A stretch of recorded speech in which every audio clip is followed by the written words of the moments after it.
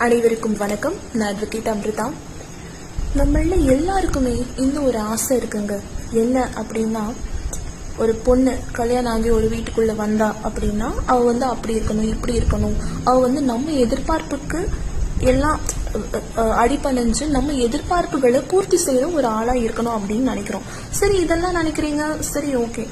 யாராவது ஒருத்தங்களாவது அந்த பொண்ணோட எக்ஸ்பெக்டேஷன் என்ன, அந்த பொண்ணுக்கு பிடிச்ச மாதிரி நம்ம எப்படி நடந்துக்கிறது அப்படின்னு அந்த குடும்பத்துல இருக்கிற பையனோட அப்பா அம்மா பையன் எல்லாம் நினைக்கிறீங்களா? அப்படின்னா ஒரு மோஸ்ட் ஆஃப் த ஃபேமிலிஸ்ல இது நடக்கிறது கிடையாது.